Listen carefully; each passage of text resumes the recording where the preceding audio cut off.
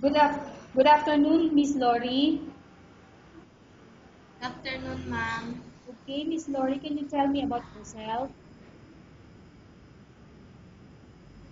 I am Lore Rose Baswell, 29 years old from Malimpin, Dasol, Pangasinan. I have two kids, boy and girl, ma'am. Okay, I have 2 questions for you to answer, so let's start. Why do you want to work as a maid? To earn more money for my family, ma'am. Why you choose Malaysia when there is a lot of other country? Because it is here in the Philippines, ma'am. How are you qualified for this job? Because I have an experience as a maid, ma'am. May I know what is your education level is? High school graduate only, ma'am. What is your recent experience?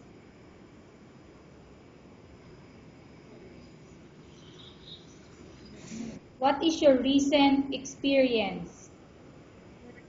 Housemaid, ma'am. Have you worked abroad before?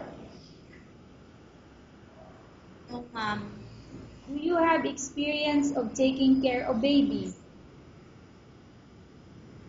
Yes, ma'am. Whose baby you are taking care of? My two kids, ma'am. What about elders? Whose Yes, ma'am. My baby grandmother. you are taking care of?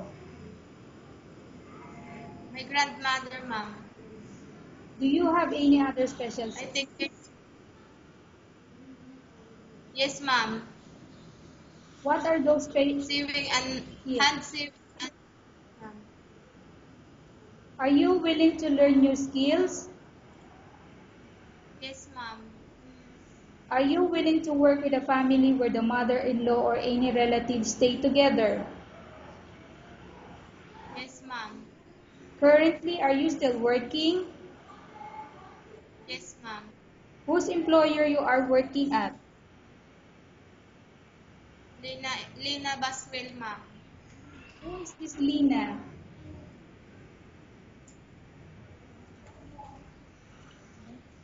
Lina. Lina. Lina. Do you know how to cook? Yes, ma'am. Filipino foods. What sort of food can you cook? Adobo, sinigang, menudo, and caldereta, ma'am. Are you aware that you will have to do washing, cleaning, ironing, and cooking? Yes, ma'am. From all the house chores, which do you like most? Cooking, ma'am. If ever you were selected to work in Malaysia, who will take care of your kids? My parents, ma'am, and my husband. You are not allowed to use handphone during working hours. Yes, ma'am. You are only allowed to use handphone after you finish all the works and when going to bed. Yes, ma'am.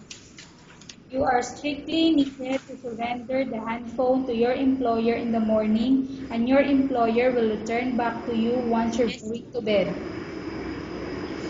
If ever your employer finds out that you're abusing or using your handphone and it's affected your work performance, your employer will confiscate your handphone and you're not allowed to hold it anymore. Instead, your employer will allow you to call to your family 3 times in a month. You're only allowed to bring normal phone and you're not allowed to bring smartphone. Are you agreed for the terms and conditions? yes, yes, ma'am. Are you agreed to the rules and regulations for the handphone? Yes, ma'am. How many years is the contract as you agreed and understand? 2 years, ma'am. Can you describe for me your ethics or your attitude?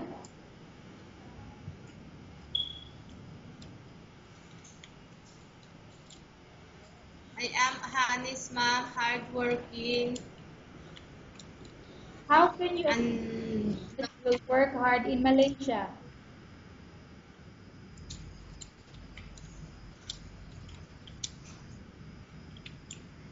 I will work hard, ma'am, and focus to my work. Can you promise not to use the telephone without the permission of your employer? Yes, ma'am.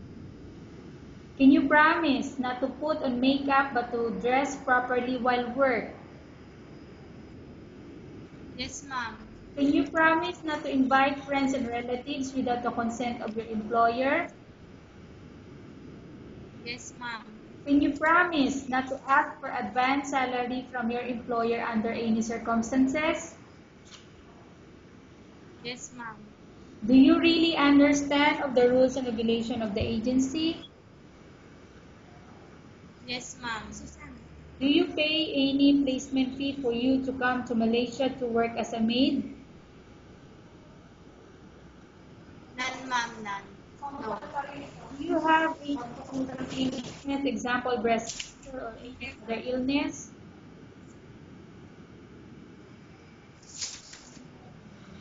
Can you repeat, ma'am? Do you have any history of sickness, example breast cancer or any other illness? Ma'am, none. Do you suffer from any diseases, allergy or physical defect? None, ma'am, none. Have you suffered from any serious illness?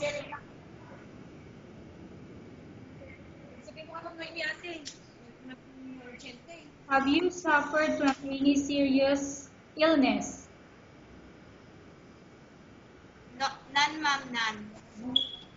Have you undergone any operation? No, ma'am. Are you medically fit? Yes, ma'am. Are you in any medication? No, ma'am. Are you allergic with any food? No, ma'am. Are you prepared to work for the employer of any race? Yes, ma'am. Are you prepared to eat the type of food taken by your employer? Yes, ma'am. Are you afraid of being left alone in the house? No, ma'am. Are you afraid of dogs and other pets? No, ma'am, no. Can you promise to work according to instruction from your employer? Yes, ma'am. Do you have any immediate family working in Malaysia? No, ma'am, no. Okay, Miss Lori, we have finished our question section, so let's go to case study. I have a case study for you and I want you to answer me truthfully. Upon arrival in Malaysia within 6 months, if ever any of your family members pass away, what will you do?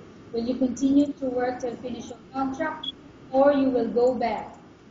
Yes, I will not go home. I will continue my work, ma'am. Tell us about yourself and why do you want to work as a maid? Work in Malaysia as a domestic helper.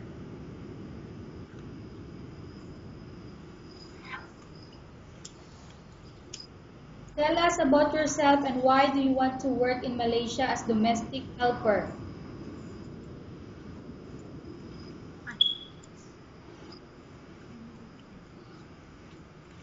Okay, Miss Lori, what do you want to tell Kindly your repeat, employer ma'am. watching your video?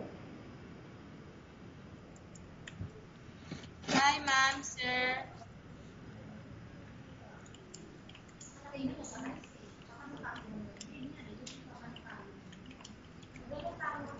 Okay, Miss Lori, what do you want to tell to your employer who watching your video? Hi, ma'am, sir. Please choose me because I'm loyal and hardworking.